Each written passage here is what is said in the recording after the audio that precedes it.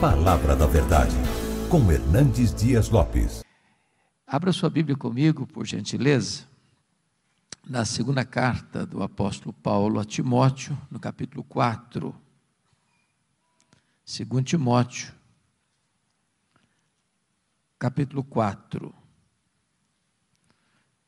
a partir do verso 6.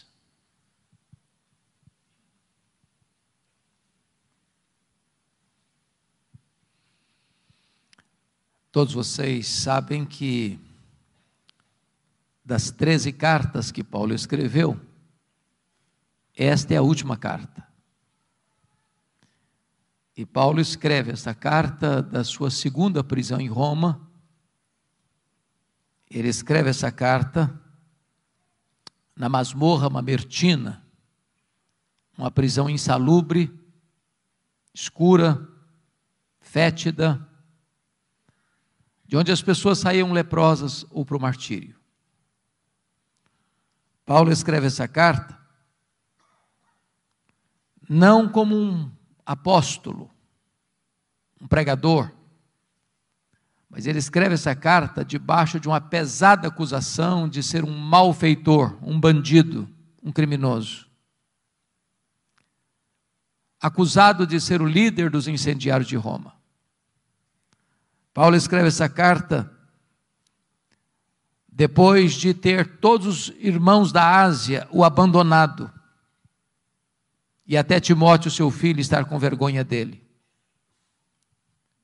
Paulo escreve essa carta depois de ser condenado à pena de morte, no corredor da morte, aguardando o dia da sua execução.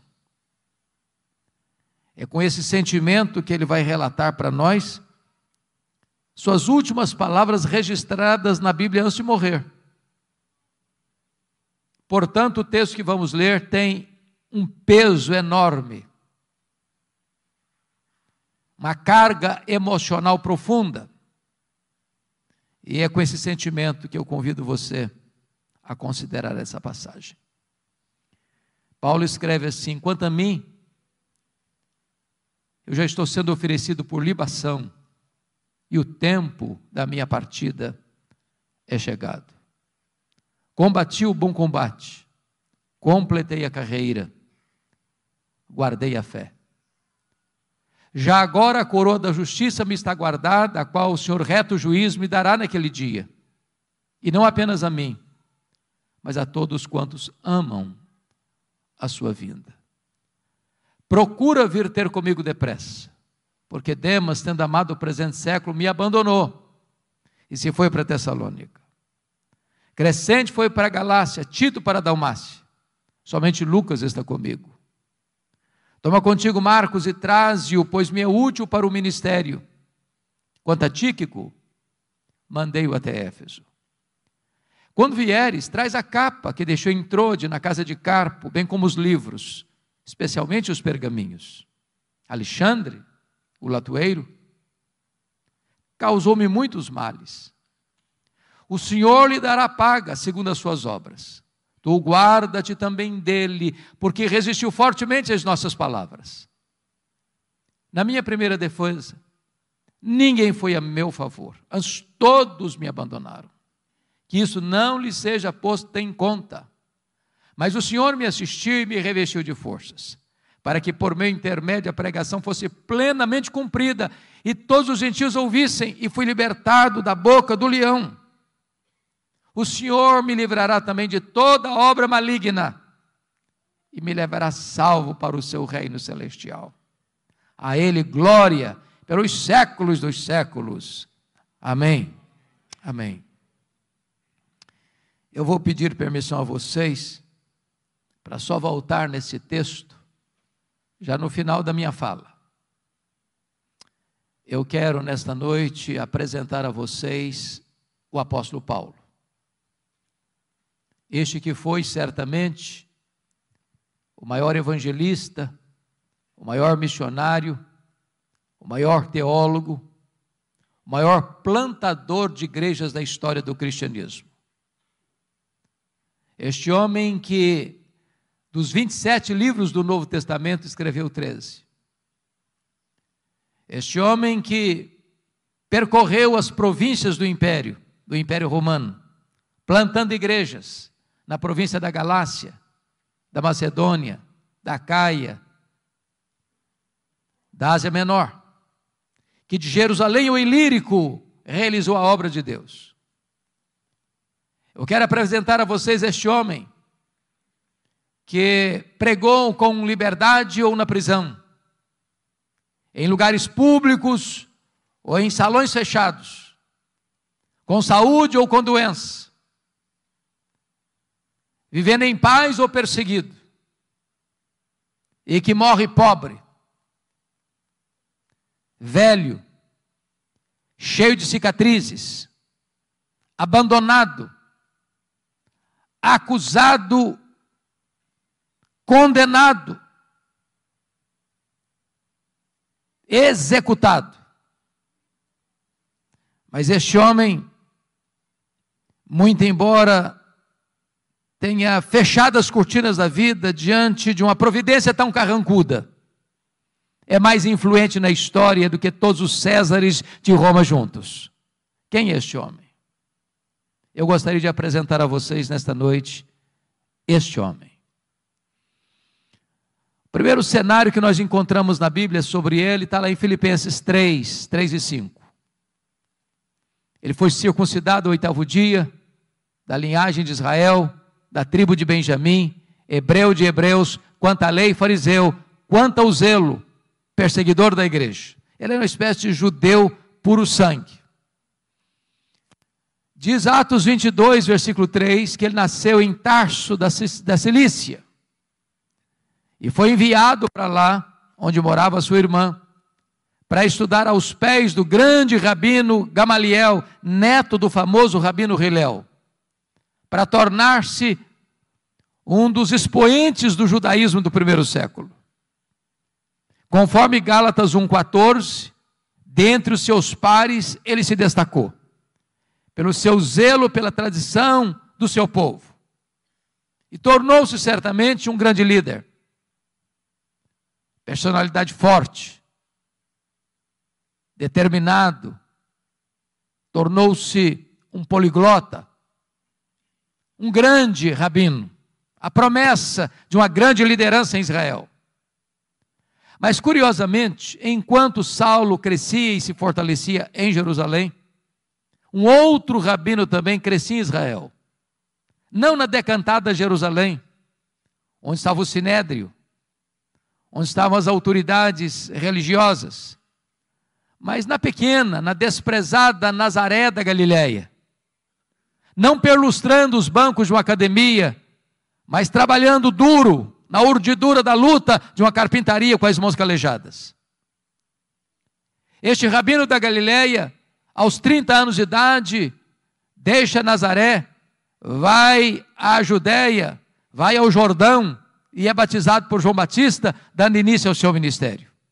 Diz a Bíblia que ele pregava não como os escribas e fariseus, mas pregava como quem tinha autoridade. Os cegos viam, os surdos ouviam, os mudos falavam, os coxos andavam, os leprosos eram purificados e os mortos ressuscitavam.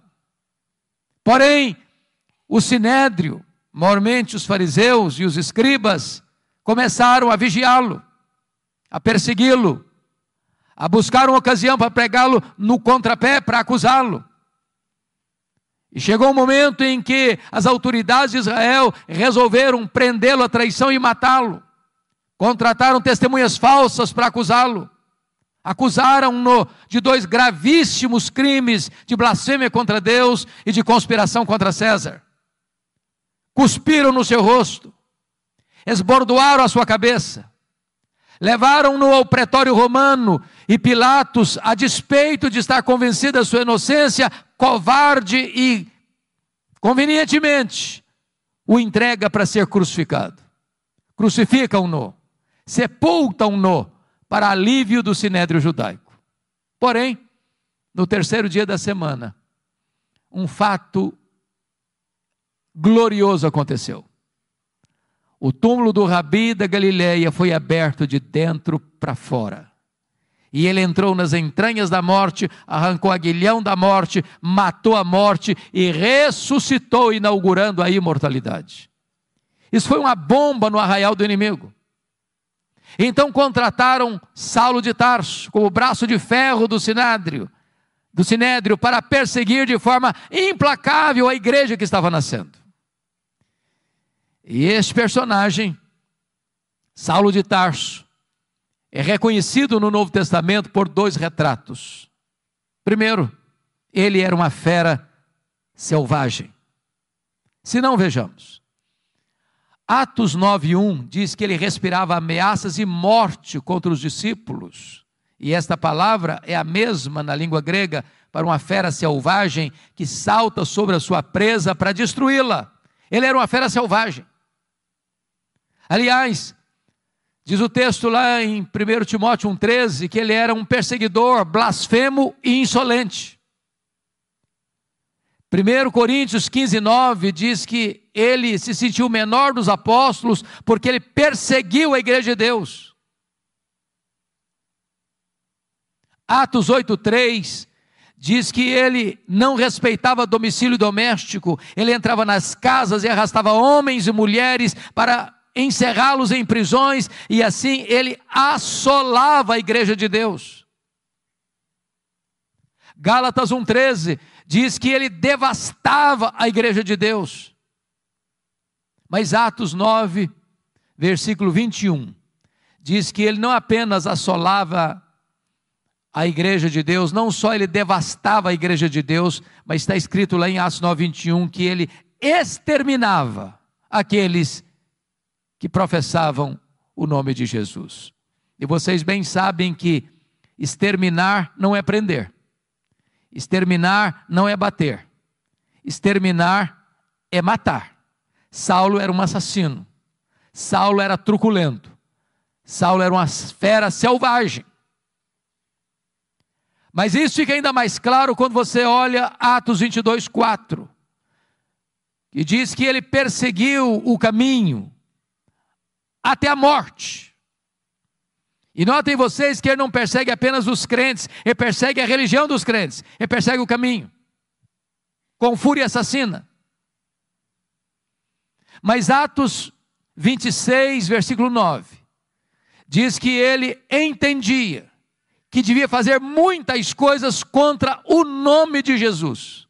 Em outras palavras, ele não perseguia apenas os crentes, ele não perseguia apenas a religião dos crentes, ele perseguia o Deus dos crentes, ele perseguia Jesus.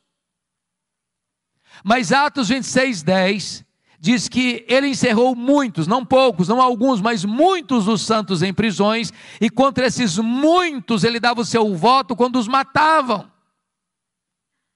Ele não mandou matar pouca gente não, muita gente, muitos discípulos. Ele era um serial killer, ele era um assassino em série, ele era um homem bárbaro, ele era um sanguinário, ele era uma fera selvagem. Mas Atos 26:11 disse que por todas as sinagogas ele perseguia os cristãos, forçando-os a blasfemar. E até por cidades estranhas ele os perseguia. Agora notem vocês que Saulo não perseguia os crentes apenas fisicamente, perseguia-os também psicologicamente. Ele entrava numa sinagoga e dizia para os crentes assim: ou você nega Jesus ou eu te prendo, ou você nega Jesus ou eu te bato, ou você nega Jesus ou eu te mato. Ele era uma fera selvagem. Mas o Novo Testamento nos apresenta um segundo quadro desse homem. Ele não era apenas uma fera selvagem, ele era um touro indomável. Esta figura está lá em Atos 26:14.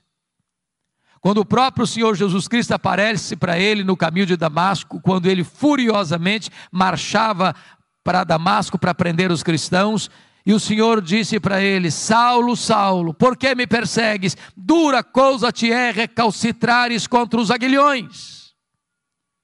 Eu fui criado na região rural, e eu vi, pastor Lutero, muitas vezes alguém amansando um boi para o trabalho doméstico.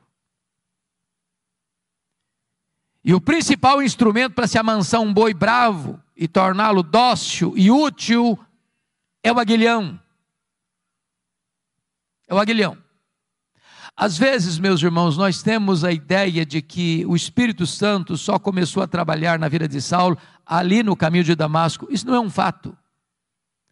Todas as vezes que Saulo entrava numa casa e arrastava homens e mulheres para a cadeia, todas as vezes que Saulo entrava numa sinagoga e forçava os crentes a blasfemarem, e esses crentes, em vez de blasfemarem, estavam dispostos a sofrer e a morrer por causa da sua fé, e Saulo mandava matar essa gente que negava ou que recusava-se a negar a Cristo, era o Espírito Santo ferroando esse touro bravo, era o Espírito Santo picando a consciência deste homem selvagem, mas ele não quer se curvar, ele não quer ser amansado. Até o dia que, caminhando ele para Damasco, o domador de touro bravos brada desde as alturas e o joga ao chão e diz: Saulo, Saulo, por que me persegues? Dura coisa te é recalcitrares contra os aguilhões. O touro bravo está caído, o touro bravo está vencido, o maior perseguidor do cristianismo está convertido. Encerra-se aqui o primeiro capítulo da sua vida, abre-se um novo capítulo na sua história, a preparação de Saulo para o ministério. Diz a Bíblia que ele ficou cego, e ele é levado aqui da estrada de Damasco para a rua direita, na casa de Judas, onde fica 3 dias cego, orando. E então o Senhor aparece a Ananias em uma visão, lá em Damasco, e diz: Ananias, vá à rua direita, na casa de Judas, e impõe as mãos sobre Saulo, ele está orando, para que ele recobre a sua visão. E Ananias responde: mas Senhor, eu tenho ouvido de tanta gente quantos males tem feito este homem aos teus santos em Jerusalém. E o Senhor diz: vai, porque ele é para mim um vaso escolhido. Eu enviarei para longe aos gentios, aos reis, ao seu próprio povo, e eu lhe mostrarei o quanto importa sofrer pelo meu nome. Diz a Escritura que Ananias foi, que Ananias impôs sobre ele as mãos, escamas como que caíram dos seus olhos, ele ficou cheio do Espírito Santo, e ele se levantou, e ele foi batizado. Agora eu peço que você abra sua Bíblia comigo, por favor, em Atos 9:20.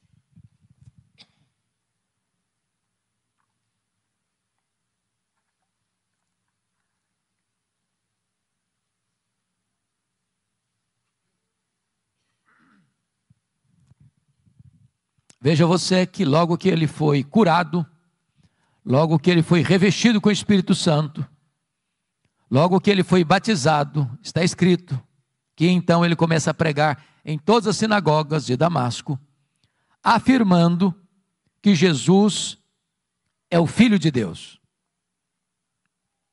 Agora olhe comigo Atos 9:22, por favor. Saulo mais e mais se fortalecia, confundindo os judeus, demonstrando que Jesus é o Cristo, é o Messias. Agora eu pergunto a você, há alguma diferença entre o que ele fez no verso 20 para o que ele fez no verso 22?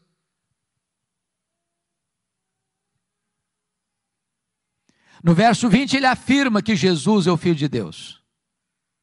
No verso 22 ele demonstra que Jesus é o Cristo, o Messias. Há uma profunda diferença. Demonstrar é provar uma tese detalhada, meticulosa e exaustivamente. A pergunta é: quanto tempo durou entre o que ele fez no verso 20 para o que ele fez no verso 22? Atos não responde esta pergunta. Dr. Ray Stedman, de quem falávamos agora há pouco, disse que há um intervalo aqui do verso 20 para o verso 22 de 3 anos. E onde Paulo esteve nesses 3 anos? Diz a Bíblia lá em Gálatas, capítulo 1, a partir do verso 13, que logo que ele foi convertido em Damasco, ele não subiu para Jerusalém onde estavam os apóstolos, mas ele foi para a região da Arábia, e lá ele ficou 3 anos, Após o que ele retorna outra vez para Damasco.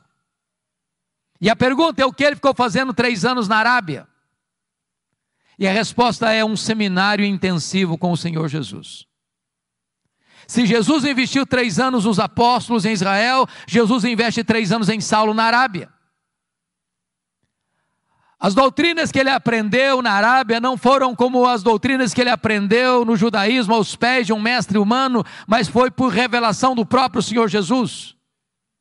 Certamente nesses 3 anos ele releu o Antigo Testamento e descobre uma coisa: aquele Jesus que ele estava perseguindo era de fato o Messias. E então, convencido dessa verdade, diz Gálatas 1,18, que ele retorna outra vez para Damasco, e aí que se encaixa Atos 9,22, Saulo mais e mais se fortalecia, confundindo os judeus, provando, demonstrando que Jesus é o Messias, que Jesus é o Cristo. O que acontece com ele? Os judeus de Damasco querem matá-lo. E ele precisa fugir de noite, de forma humilhante, dentro de um cesto, muralha abaixo. Para onde ele vai? Agora ele vai subir para Jerusalém. Então veja comigo aí Atos 9,26. Agora ele sobe para Jerusalém. E aqui, meus amados, eu quero levantar uma tese. Eu preciso muito da sua atenção para acompanhar o meu raciocínio, para você não perder o centro desta lição. Quando Saulo sobe aqui para Jerusalém, ele não está governado pela nova aliança, ele está governado pela velha aliança. A nova aliança é uma doutrina gloriosa, que o próprio Paulo vai ensinar na sua segunda carta aos Coríntios, a partir do capítulo 2, versículo 14, quando ele diz: graças, porém, a Deus, que em Cristo sempre nos conduz em triunfo, e por meio de nós manifesta a fragrância do seu conhecimento, tanto nos que são salvos como nos que se perdem, para esse cheiro de vida para a vida, para aqueles aroma para a morte. Mas quem, porém, é suficiente para essas coisas? E a pergunta fica no ar, sem resposta.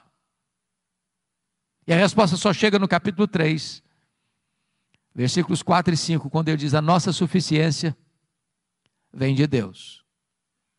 Quando Moisés desceu do Monte Sinai, com as tábuas da lei, o povo disse para Moisés: tudo que o Senhor falou, nós faremos. E eu pergunto a vocês: fizeram?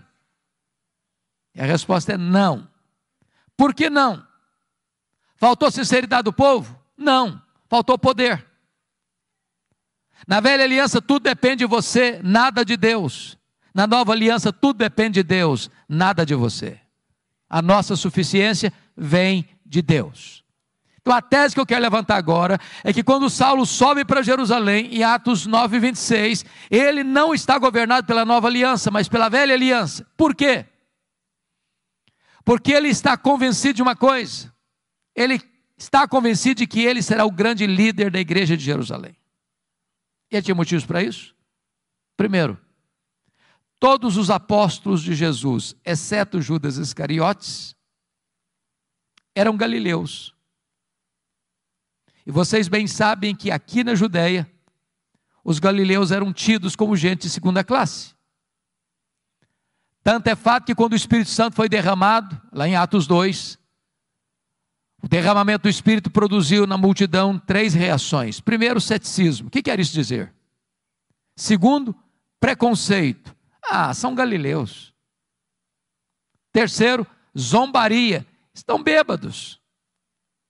Saulo deve ter pensado assim: esses galileus aqui na Judéia, aqui em Jerusalém, não vão conseguir nada não. Segundo, os apóstolos do Senhor Jesus Cristo, além de galileus, eram iletrados. Jerusalém era a capital intelectual da teologia. Lá estavam os escribas, lá estavam os fariseus, lá estavam os saduceus, lá estavam os teólogos da época. E Saulo deve ter pensado: esses discípulos aí, além de galileus, são iletrados, eles não vão conseguir nada aqui em Jerusalém. Saulo deve ter pensado assim: eu tenho o melhor preparo, eu tenho o melhor currículo, eu tenho melhor performance, eu tenho as características que essa cidade precisa para que o evangelho deslanche aqui. Sabe o que aconteceu?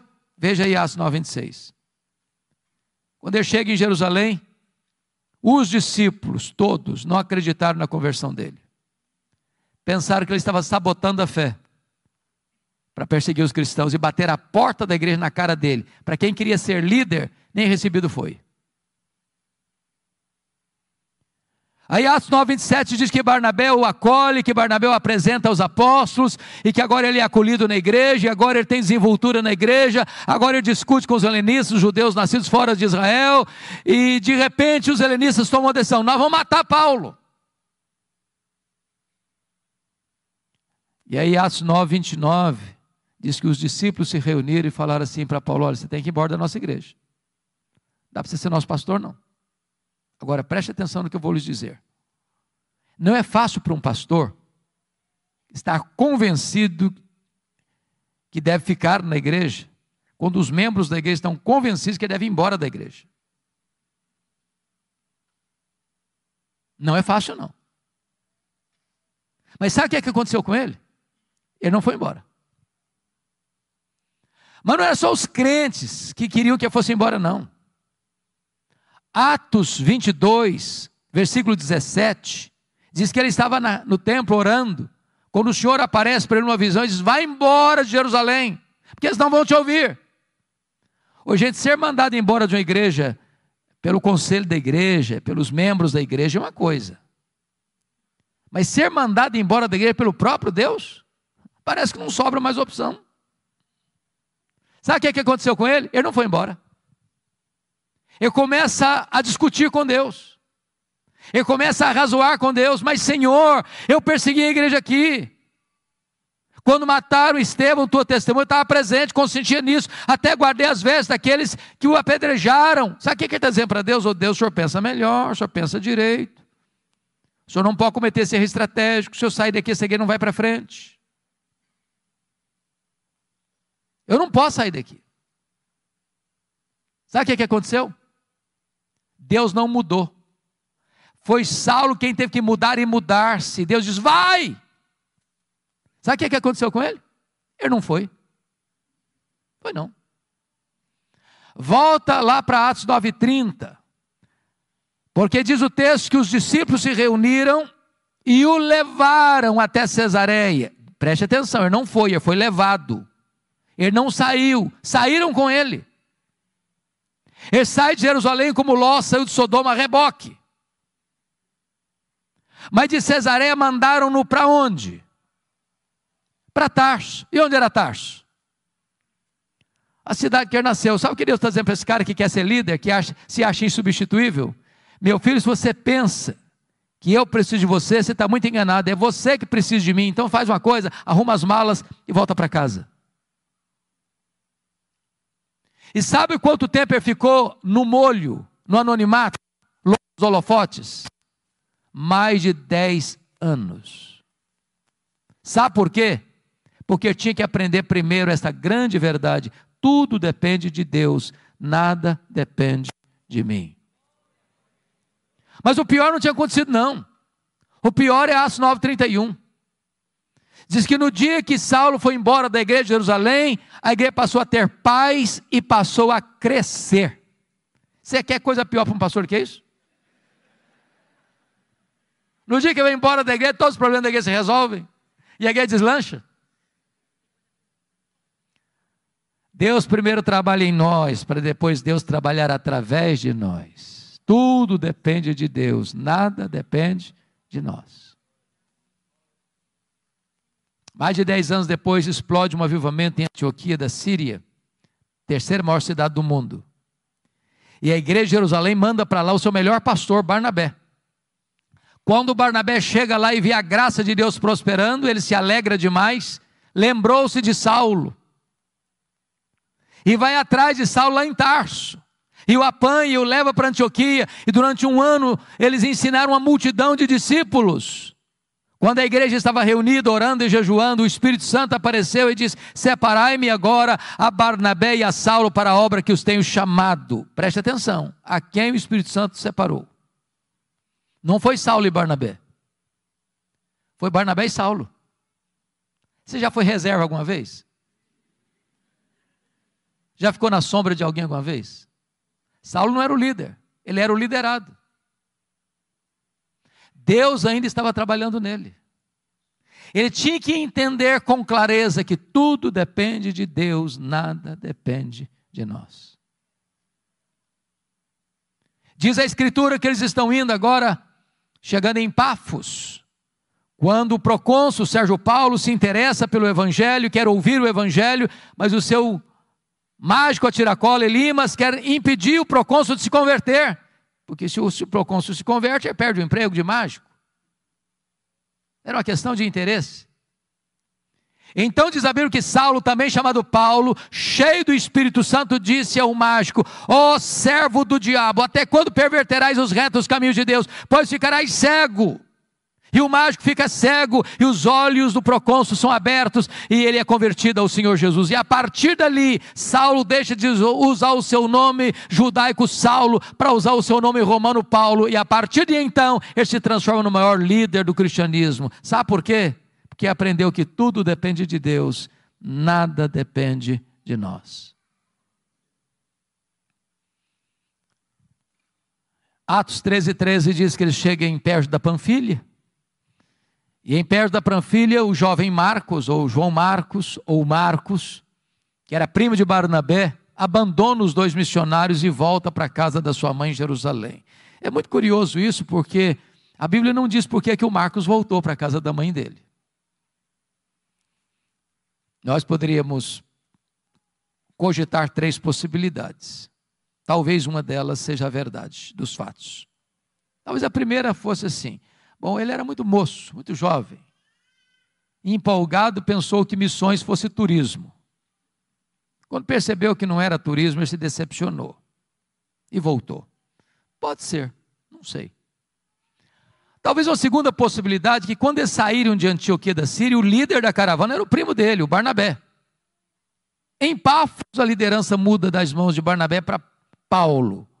Ele deve ter pensado: sob a liderança do meu primo, eu tinha coragem de ir, na liderança do outro eu não vou não. Mas há uma terceira possibilidade, eu particularmente creio nessa terceira possibilidade. Está escrito em Gálatas 4, a partir do versículo 13, até o versículo 15, que Paulo pregou o evangelho pela primeira vez na Galácia, Antioquia da Pisídia, Icônio, Derbe e Listra, por causa de uma enfermidade física. Pergunta: que enfermidade física era essa? Talvez a mesma que Paulo se refere em 2 Coríntios 12:7, um espinho na carne, mensageiro de Satanás, para me esbofetear, a fim de que eu não me ensoberbeça. Então, notinha de rodapé: o espinho na carne de Paulo procedeu de Deus ou do diabo? E a resposta categórica é: procedeu de Deus. Como é que você sabe? Por causa do propósito, para que ele não se ensoberbecesse. Alguém tem dúvida que o diabo trabalha 24 horas para fazer da gente um balão, um pavão, uma bola de orgulho?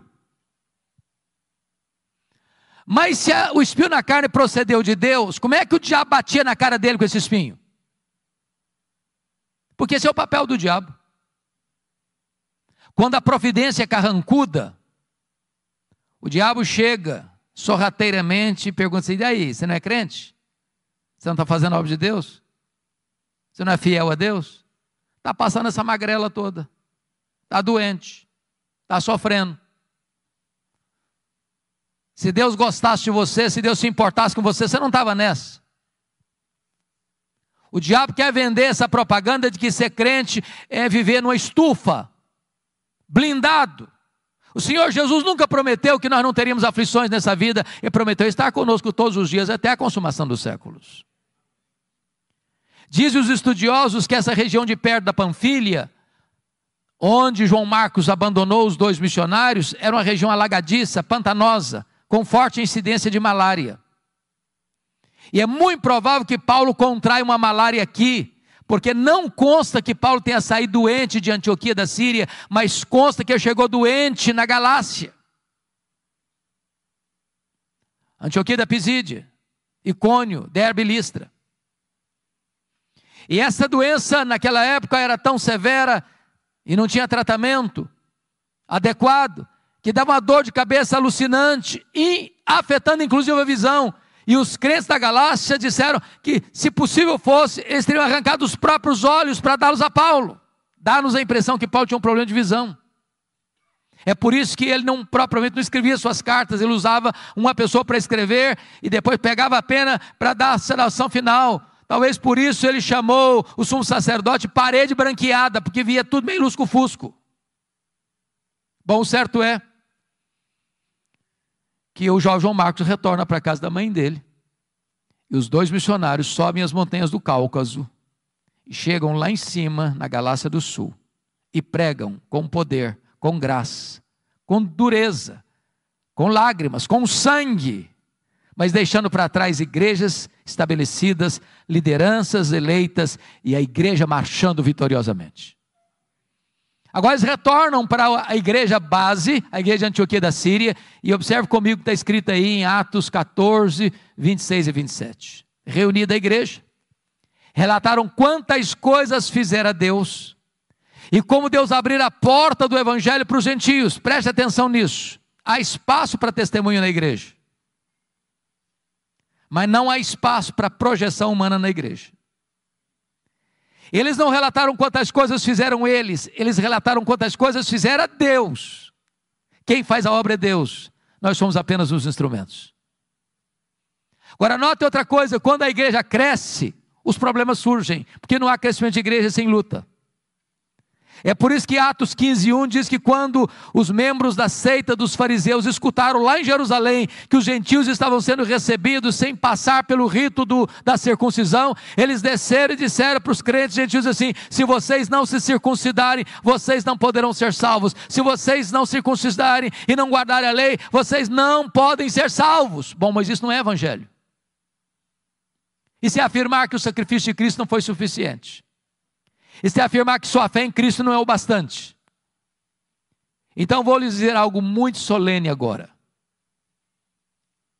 Não adianta fazer missões se a teologia é ruim. Porque se a teologia é ruim, quanto mais se prega, pior fica. Então não dá para fazer uma segunda viagem missionária sem corrigir a rota teológica da igreja. O que fizeram? Convocaram um concílio em Jerusalém. Os apóstolos, os presbíteros, e eles se reuniram para debater a matéria. Lá estava sob a liderança de Tiago, irmão de Jesus, lá estava o testemunho de Barnabé, de Pedro, de Paulo, e então tomam a decisão, e escrevem a decisão, comunicam a decisão às igrejas. É só a fé em Cristo para a salvação, não se agrega mais nada à obra perfeita e cabal do Senhor Jesus Cristo. Agora a teologia está boa, agora Paulo precisa voltar, e agora note comigo Atos 15:36. Ele chega para Barnabé e diz: Barnabé, vamos voltar para a segunda viagem missionária, Barnabé? Vamos visitar aquelas igrejas que nós plantamos, vamos fortalecer aqueles irmãos? Barnabé diz: vamos, Paulo, vamos sim. Só um detalhe, eu quero levar comigo, com a gente, o meu primo, o Marcos. Paulo respondeu assim: eu não acho justo levarmos aquele que nos abandonou desde perto da Panfilha. E aí diz o texto que houve uma desavença tal entre os dois líderes, Paulo e Barnabé, que os dois não caminharam juntos mais. Portanto, o relato e o registro está muito polido, mas deve ter sido alguma coisa mais severa do que foi isso. Eu vou tentar parafrasear para tentar captar o que houve. Eu acho que foi mais ou menos o seguinte: Paulo chegou para o Barnabé e disse: Barnabé, que decisão maravilhosa o concílio de Jerusalém tomou. Vamos fazer uma coisa agora? Agora que a rota da igreja, da teologia está boa, vamos voltar para a obra missionária?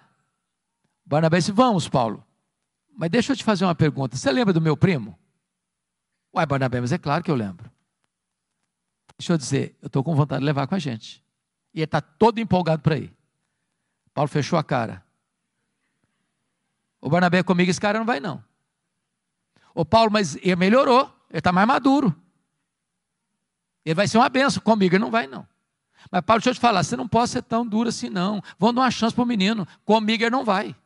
Mas Paulo, ele vai ser útil para nós, comigo ele não vai, Barnabé. Pronto, acabou, não vai. Deixa eu dizer uma coisa, notinha de rodapé. Os líderes da igreja não deviam brigar não, sabia? Mas às vezes brigam. Mas até quando os líderes brigam, o plano de Deus não pode ser frustrado. Porque agora, em vez de uma caravana, tem duas. Barnabé pega o Marcos e leva lá para Chipre. Paulo pega um profeta da igreja de Jerusalém, Silas, e vai para outra direção. Eu fico imaginando se não tivesse um Barnabé na vida do Marcos. Você já se sentiu persona não grata alguma vez? Já se sentiu descartado alguma vez? Já escutou de alguém comigo que você não trabalha? Você não tem perfil? Eu não acredito nos seus dons, não acredito nos seus talentos, não acredito em você? Barnabé investiu no menino. Mais tarde Pedro discipulou esse Marcos. Mais tarde esse Marcos foi o primeiro evangelista a escrever o evangelho. Foi o primeiro evangelho a ser escrito, foi Marcos. Mais tarde Paulo vai dizer: ô Timóteo, quando você vier aí, meu filho, traz o Marcos aí com você. Ele me é útil para o ministério. O plano de Deus passa pela viagem de Paulo e Silas. E Paulo quer entrar na Ásia. O Espírito de Deus o impede de entrar na Ásia. E de repente ele escuta a voz de um varão macedônio: passa Macedônia, ajuda-nos. E ele entra na Macedônia, ele entra na Europa. E louvado seja Deus. Talvez você e eu estejamos aqui nesta noite porque o Espírito Santo inclinou a obra missionária para o Ocidente, não para o Oriente naquele tempo. Mas não foi com facilidades não, porque lá em Filipos diz a Bíblia que sob a orientação de Deus, Paulo e Silas são presos, são açoitados em praça pública, são jogados dentro de um cárcere interior. Então, me permita dizer isso. Quem dá a direção missionária para a igreja é Deus, mas quem precisa saber e escolher os melhores métodos somos nós. Quando eu olho, pastor Lutero, para a estratégia missionária de Paulo, eu vejo Paulo se concentrando em cidades estratégicas. Filipos, colônia romana. Tessalônica, capital da Macedônia. Acaia, importante cidade da Macedônia. Atenas, cidade mais intelectual do mundo. Corinto, capital da Caia. Éfeso, capital da Ásia Menor. O que Paulo está entendendo é o seguinte: se você planta igrejas estratégicas em lugares estratégicos, essas igrejas vão plantar igrejas em toda a micro-região. Agora, mesmo tendo a direção de Deus, escolhendo os melhores métodos, você não tem vida fácil. Porque Paulo foi açoitado em Filipos, Paulo foi escorraçado de Tessalônica, Paulo foi enxotado de Bereia, Paulo foi chamado de tacarela em Atenas, Paulo foi chamado de impostor em Corinto. Ele vai para a terceira viagem missionária, dedicando-se 3 anos em Éfeso, e lá ele enfrenta feras, e ele diz que enfrentou lutas maiores que as suas forças. Mas notem, depois de 3 anos em Éfeso, onde ele experimenta um grande avivamento, e onde ele planta igrejas direto ou indiretamente em toda a província da Ásia Menor, como Esmirna, Pérgamo, Tiatira, Sardes, Filadélfia, Laodiceia, Colossos e Herápolis, agora ele está retornando para Jerusalém por uma razão. Vocês se lembram que havia uma profecia de Ágabo, relatada lá em Atos 11, de que haveria uma fome no mundo, no período do imperador Cláudio, que governou o Império Romano do ano 41 ao ano 54. Esta fome chegou. E Atos 18:2 diz que o imperador Cláudio expulsa os judeus que viviam em Roma. E diz Gálatas 2:10 que Paulo assume um compromisso com os líderes da igreja de Jerusalém, que ele iria para os gentios, mas ele não se esqueceria dos pobres. Em outras palavras, evangelização, obra missionária e socorro aos necessitados não são coisas que estão em conflito, mas caminham juntas. Então você vai notar, 2 Coríntios 8, 9, e também 1 Coríntios capítulo 16, e também Romanos 15, que Paulo está levantando uma coleta, uma oferta especial para os pobres da Judeia, nas igrejas gentílicas das províncias da Galácia, da Macedônia, e da Acaia e da Ásia Menor. E ele está levando essas ofertas para Jerusalém. Quando ele chega e desembarca em Cesareia Marítima, Ágabo o prende com um cinto e diz: é isso que eles vão fazer com você lá em Jerusalém. Os discípulos tentam demovê-lo. Ele diz: vocês estão fazendo comigo? Eu estou pronto não só a ser preso em Jerusalém, eu estou pronto a morrer por Jesus em Jerusalém. E ele chega lá, e ele entrega as ofertas, e ele é preso. 40 judeus entram em voto de anátema, dizendo: nós não vamos comer, nós não vamos beber, enquanto nós não matarmos Paulo.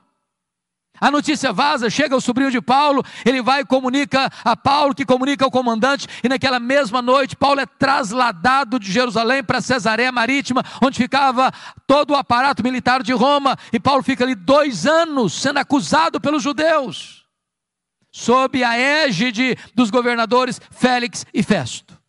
Agora preste atenção nisso. Com a mudança de governo de Félix para Festo, toda transição de governo é época de reivindicações. Então,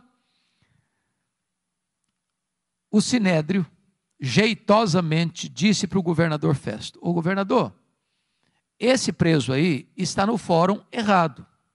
O fórum dele não é Cesareia, é Jerusalém.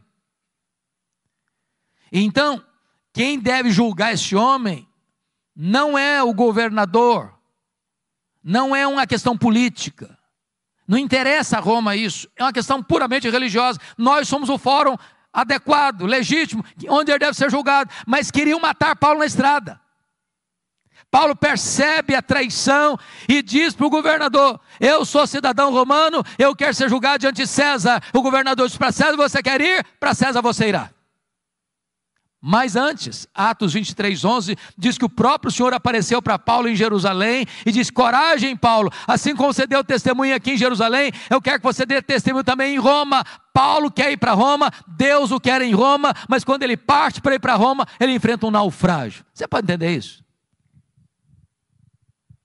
Tinha 276 pessoas dentro daquele navio. O pânico, o medo tomou conta de todo mundo. 14 dias sem saber se era dia ou noite. Ninguém conseguia comer, era um pânico todo, a morte mostrava a carranca para eles. Quando tudo parecia perdido, um anjo de Deus apareceu para Paulo dentro do navio e disse: coragem, Paulo, ninguém vai morrer, eu entreguei toda essa gente na sua mão, mas é necessário que vocês vão dar numa ilha. E aí eles começam a orar. A oração mais óbvia que eu vejo na Bíblia, eu não encontro nenhuma oração mais óbvia do que essa. Sabe por que eles oraram? Para o dia amanhecer. Você já orou para o dia amanhecer? Porque o dia amanhece se você orar. E se você não orar, ele amanhece do mesmo jeito. Mas por que eles oraram para o dia amanhecer? É que tem hora que a escuridão da alma é tão densa, que vocês dizem: meu Deus, eu não aguento mais. Ou o dia amanhece, ou eu pereço. Quando o dia amanheceu, eles avistaram a ilha de Malta. O navio se arrebenta todo, mas ninguém perece, todos se salvam. Os malteses, que eram bárbaros, não falavam o grego, prepararam uma grande fogueira para aquecê-los. E diz a Bíblia que dos 276 que estavam dentro do navio, o único que quis manter a chama acesa foi Paulo. Foi catar uns gravetos para jogar na fogueira. Quando ele pega aquele punhado de gravetos e joga na fogueira, do fogo brota uma víbora que prende na mão do Paulo. E os bárbaros gritaram: é um assassino, tem se livrado do mar, a justiça não deixa viver, vai cair, vai inchar, vai morrer. Não caiu, não inchou, não morreu, mudaram de opinião, é um Deus. Não, agora não é nem um assassino e nem um Deus, é um servo do Deus vivo. Meus irmãos, aquela cobra tinha 276 outras opções para morder.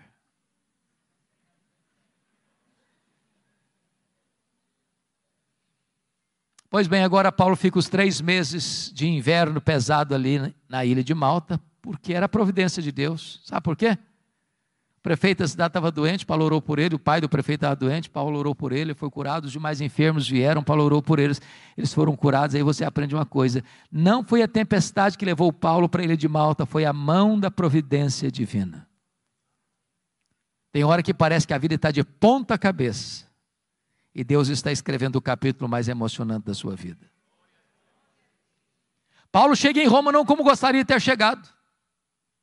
E queria ter chegado para ficar com a igreja, para encorajar a igreja, para ser abençoado pela igreja, para ser enviado para a Espanha pela igreja de Roma. Mas ele chega preso, chega algemado. Mas ele vai dizer na carta aos Filipenses 1:12 assim: meus irmãos, eu quero que vocês saibam que as coisas que me aconteceram têm antes contribuído para o progresso do Evangelho. Agora notem isso. Você poderia chegar para Paulo e perguntar assim: ô Paulo, que coisas lhe aconteceram? Que coisas, Paulo? Ele podia fazer um resumão para nós. Ele podia dizer o seguinte: olha gente, eu fui perseguido em Damasco, eu fui rejeitado em Jerusalém, eu fui abandonado em Tarso, eu fui apedrejado em Listra, eu fui açoitado em Filipos, eu fui escorraçado de Tessalônica, eu fui enxotado de Bereia, fui chamado de tagarela em Atenas, eu fui chamado de impostor em Corinto, eu enfrentei feras em Éfeso, eu enfrentei um naufrágio para Roma, fui picado por uma cobra em Malta, eu cheguei em Roma preso e algemado, mas eu quero que vocês saibam que as coisas que me aconteceram têm antes contribuído para o progresso do Evangelho. Se eu não creio em acaso, se eu não creio em sorte, se eu não creio em azar, se eu não creio em determinismo cego, se eu não creio que a mão de Deus dirige o seu destino. E porque ele está preso em Roma, em Filipenses 1, ele diz que 3 coisas aconteceram com ele. Primeiro, as igrejas foram mais encorajadas a pregar. Quando viram Paulo preso e trabalhando, se mexeram. O Ray Stedman, neste livro que nós comentávamos agora há pouco, A Dinâmica de uma Vida Autêntica, diz que um dos bons e eficazes métodos de crescimento de igreja, eu pessoalmente não gosto dele, é o seguinte: você quer ver a igreja crescer? Bote os pastores na cadeia e a igreja crescerá.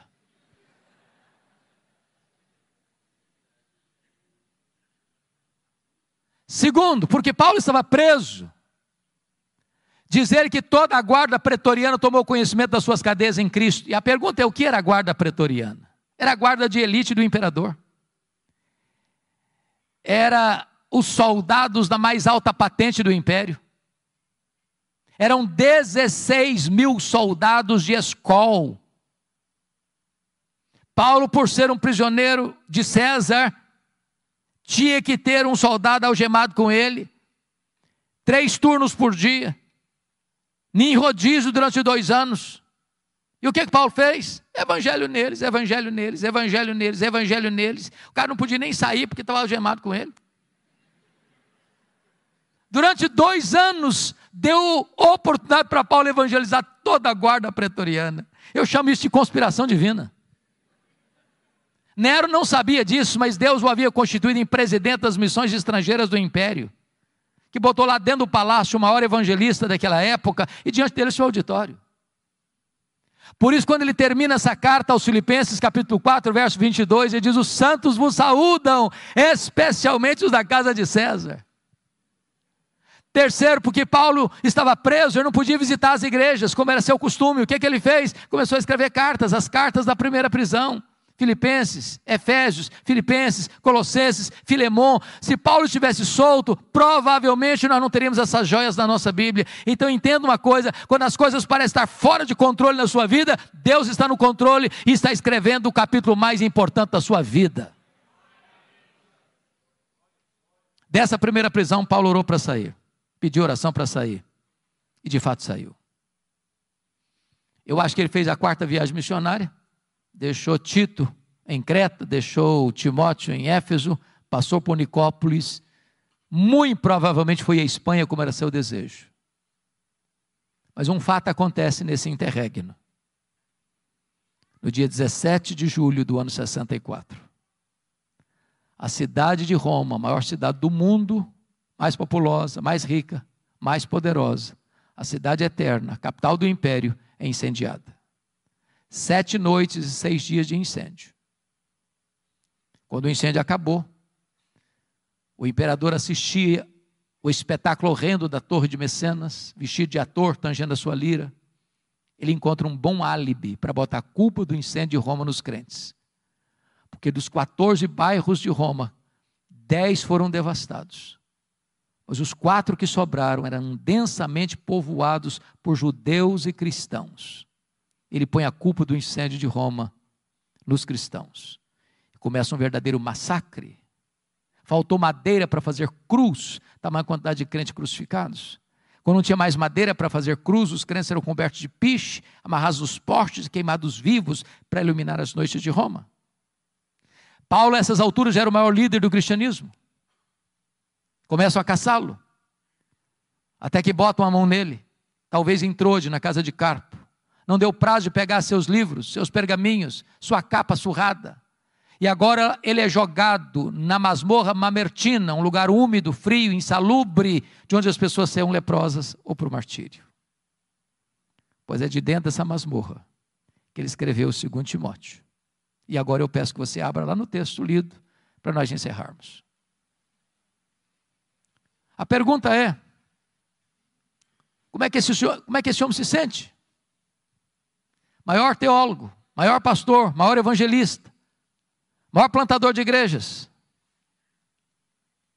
velho, pobre, cheio de cicatrizes, dentro de uma masmorra, acusado, abandonado, condenado, no corredor da morte, aguardando o dia da sua execução. Como é que esse homem se sente? Pois ele vai fazer para nós uma avaliação da vida, nos versos 6 a 8. Primeiro, ele avalia o seu passado no verso 7. Confira aí comigo, todos os verbos estão no passado. Combati o bom combate, completei a carreira, guardei a fé. Ele está dizendo o seguinte, a vida não foi de amenidades, foi um combate. Eu não larguei a obra de Deus no meio do caminho, não. Eu completei a carreira, eu não negociei a verdade, nem transigi, nem com a minha consciência, não. Eu guardei a fé. Notem comigo no verso 6, que vai fazer uma avaliação do presente agora. Quanto a mim, já estou sendo oferecido por libação, e o tempo da minha partida é chegado. Sabe o que ele está dizendo para Timóteo? Ô Timóteo, Roma vai me matar. Mas deixa eu dizer, Timóteo, não é Roma que vai me matar, não. Eu vou me entregar. E eu não vou me entregar para Roma, não, Timóteo. Eu vou me entregar para Deus, como uma oferta de libação ao Senhor. E tem mais, Timóteo, eu não vou morrer, não. Eu vou partir. Porque a palavra partida aí é um eufemismo para a morte. E essa palavra partida no grego tem 3 significados. Primeiro, essa palavra significava tirar o peso das costas de alguém. Sabe o que é morrer para um crente? Apocalipse 14, 13 diz o seguinte, que é descansar das suas fadigas. Segundo, a palavra partida significa desatar um bote de um tronco e atravessar para o outro lado do rio. Sabe o que é morrer para um crente? É fazer a última viagem da vida rumo à pátria celestial. Terceiro, a palavra partida no grego significa afrouxar as estacas de uma barraca, levantar acampamento e ir para sua casa permanente. Sabe o que é morrer para um crente? É mudar de endereço e ir para a casa do Pai. Paulo não está com medo de morrer, porque sabe em quem tem crido e está pronto indo. Mas agora Paulo vai fazer uma avaliação do seu futuro no verso 8, confira comigo. Já agora a coroa da justiça me está guardada, a qual o Senhor reto juízo me dará naquele dia, e não apenas a mim, mas a todos quantos amam a sua vinda. O que Paulo está dizendo é o seguinte, ô Timóteo, o juiz de Roma, no tribunal de Roma, me considerou culpado e vai me executar. Mas isso, Timóteo, não me importa. O que me importa de fato é que o reto juiz, diante de quem todos vão ter que comparecer, já me justificou. Eu não tenho mais nenhum crime, nenhum pecado, Timóteo. A minha dívida está paga, eu estou livre, eu estou inculpável diante do tribunal de Deus, porque foi declarado justo por causa da justiça de Cristo imputada a mim. Então, Timóteo, eu não estou indo, Timóteo, para a espada de Roma degolar minha cabeça. Eu estou indo, na verdade, é receber a coroa da justiça do reto juiz. Louvado seja o Senhor. Mas, irmãos, esse homem não é um super-homem. Esse homem não é um super-crente. Esse homem é um homem, como você e eu. E antes de morrer, ele abre o coração e compartilha conosco os últimos sentimentos da sua alma, as lutas que viveu no corredor da morte. E a primeira coisa que ele vai dizer para nós, está no versículo 9, é lidar com o drama da solidão. Procura vir ter comigo depressa. Versículo 21, venha meu filho antes do inverno. Este homem que investiu a vida em gente, no final da vida, não tem alguém para lhe dar um abraço. Segundo, ele vai compartilhar conosco a dor do abandono no versículo 10. Demas, tendo amado o presente século, me abandonou. Aquele que fez a obra de Deus com tanto zelo, com tanto vigor, que investiu a vida na vida de tanta gente, agora está vivendo o drama de ser abandonado na velhice, na hora que mais precisa de ajuda. Terceiro, e compartilhe conosco o drama das privações. Versículo 13 e 14. E tem privação emocional, precisa de gente. Gente precisa de Deus, mas gente precisa de gente. Privação mental. Está precisando de ler. Traz os meus livros. Traz os pergaminhos, as cópias da Bíblia. Me impressiona, Paulo, porque ele está morrendo, mas quer ler mais. Tem gente que passa a vida inteira sem ler nada. Mas em terceiro lugar, ele estava enfrentando privações físicas. Você sabe que gente velha sente mais frio do que gente nova. Roma, no inverno, chega a temperaturas abaixo de 0. Lá dentro da masmorra é tão frio ou mais frio que aqui fora. O homem que foi o maior bandeirante da fé, está fechando as cortinas da vida, não tem uma capa surrada para usar, para aquecer o seu corpo. Isso, meus irmãos, é um alerta para nós, que às vezes tendo casa para morar, tendo cama para dormir, tendo roupa quente para vestir, tendo comida farta sobre a mesa, ainda está murmurando. Paulo, no final da sua vida, talvez lida com o maior de todos os dramas. É o drama da ingratidão. Versículo 16 diz, na minha primeira defesa, ninguém foi a meu favor, mas todos me abandonaram.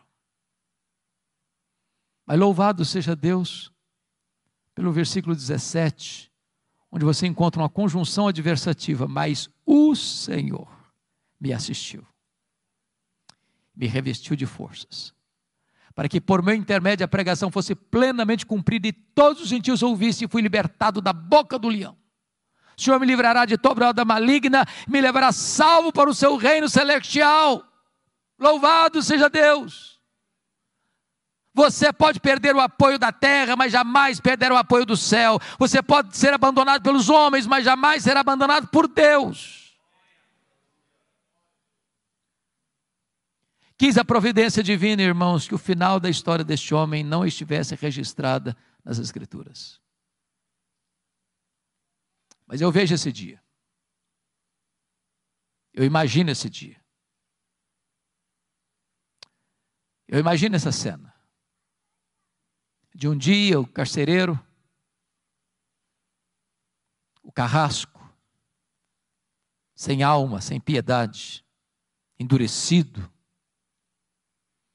recebendo em sua mesa, talvez um pedaço de couro, contendo o nome de um prisioneiro, que deveria ser executado naquele dia. E eu imagino esse homem se levantando da sua cadeira, com passadas largas e pesadas, com um molho de chaves numa mão, uma tocha de fogo na outra. E eu vejo esse homem entrando e abrindo aquela pesada porta de ferro. Eu vejo esse homem entrando com aquela tocha de fogo e gritando, prisioneiro Paulo, prisioneiro Paulo, prisioneiro Paulo. E lá no fundo o velho responde, sou eu estou aqui. Ele é acorrentado, ele é retirado da masmorra, é levado para o local da execução.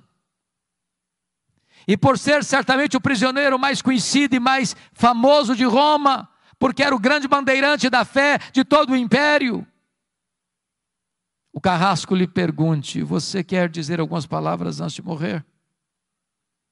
Talvez esperando que ele fosse expor a sua mágoa, sua revolta, sua dor, por ter sido acusado, maltratado, abandonado, reduzido à calamidade.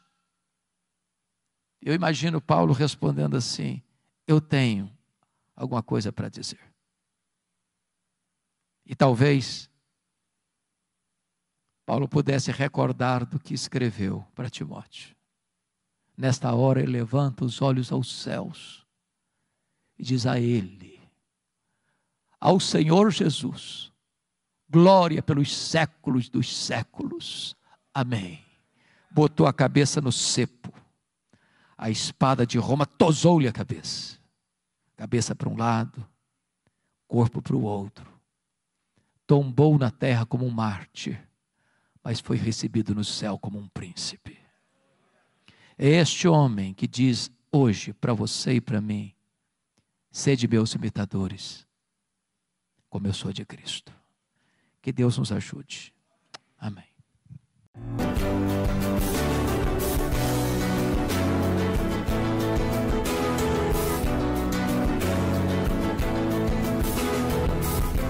Palavra da Verdade, com Hernandes Dias Lopes.